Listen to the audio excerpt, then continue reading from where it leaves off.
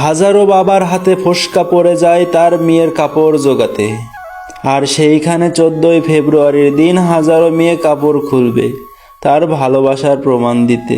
ওহে নারী, তুমি যদি বুঝতে বাবার কষ্ট, তাহলে কখনোই কাপড় খুলে করতে না তোমার শরীর নষ্ট। 14ই ফেব্রুয়ারি ভালোবাসা দিবস, কিন্তু এই ভালোবাসা দিবস উপলক্ষে হাজারো মেয়ে ধর্ষণের শিকার হয়।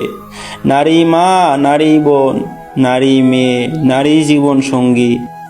আমার বোনদের উদ্দেশ্য করে বলতেছি, ভালোবাসার জন্য 14ই ফেব্রুয়ারি লাগে না, সারা জীবন ভালোবাসা যায়। আর যে ভালোবাসা বোঝে না, সে কোনোদিনও আপনার দেহ খুঁজবে না। হয়তো আমার পোস্টটা অনেকের কাছে খারাপ লাগতে পারে, তবুও করার কিছু নেই। বোন, তোমরা তোমাদের পরিবারের দিকে তাকিয়ে হলেও 14ই ফেব্রুয়ারিতে কোনো দিবস পালন করা দরকার নেই।